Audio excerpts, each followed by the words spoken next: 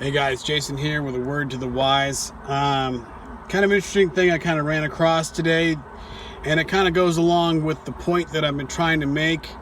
People talking about this Magog thing, rising up. I think that, and I've said this in the past, that America is being built up, is being demoralized, is being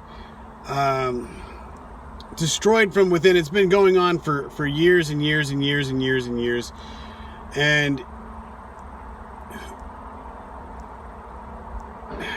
the best way I can put it is, it's like somebody, I'm not going to say, but you have to kind of pick this out. But it's an outside force that is making America rich with immorality, I guess is the best way to kind of coin it. And why? So that way the world can then look at this and say, well, look at all that they have done. Look at everything that came out of that land, and how wicked, evil, grotesque, abominable, on and on and on. Meanwhile, it's like the falsehood. Why would they want to build this falsehood? Because it takes the heat off of them and the false prophets, the false religion, the false this, the false that. So the devil's job is to deceive. And what does he do? He makes a whole prophesied country. I guess it'd be another way of saying this.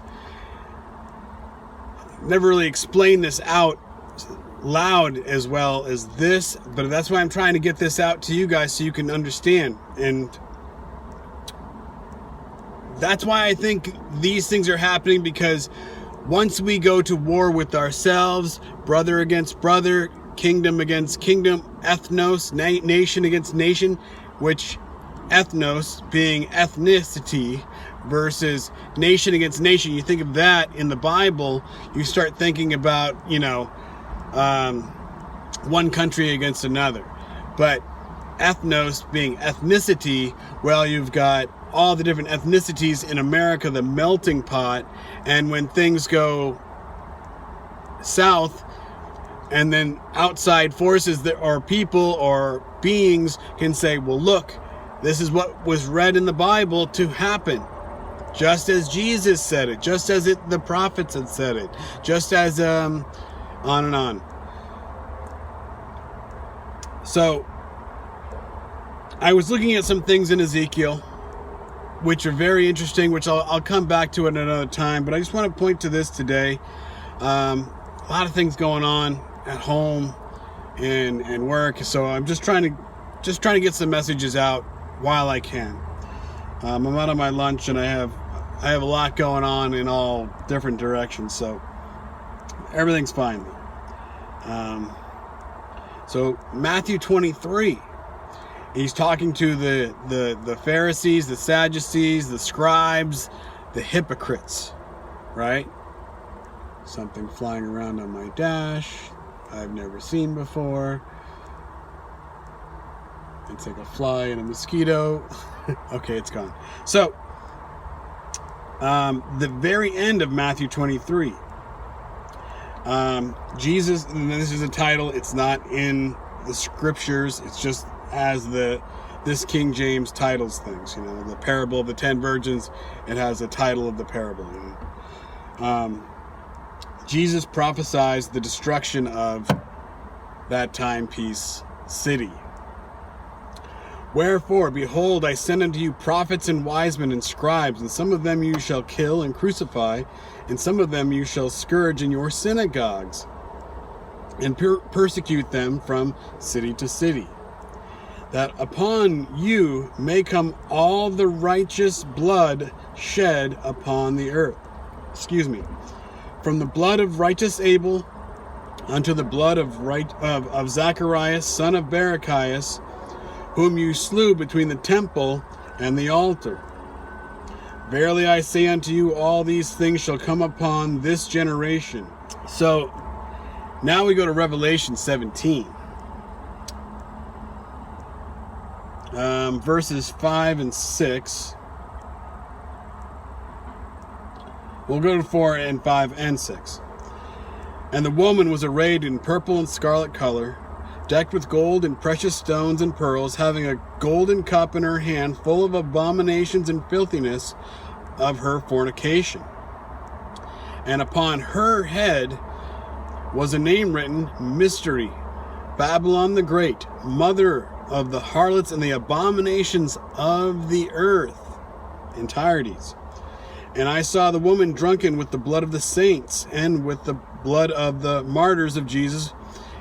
And when I saw her, I wondered with great admiration.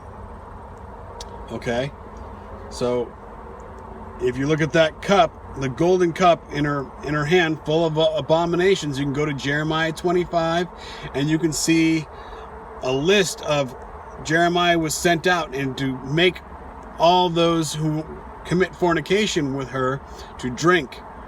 And if they will not drink, I will make them drink, it says in there, paraphrasing in a sense. So, all right.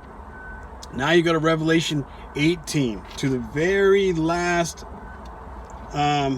sentence. Or, let me just make sure. So, the last bit of verse 23 and 24. For thy merchants were the great men of the earth, for by their sorceries were all the nations deceived. And in her was found the blood of the prophets and of the saints, and all that were slain upon the earth. Do we have to question if Rome is going to be somehow Mystery Babylon? Do we look towards America or Washington, D.C. as it is somehow supposed to be Mystery Babylon? Let's go back to Matthew 23.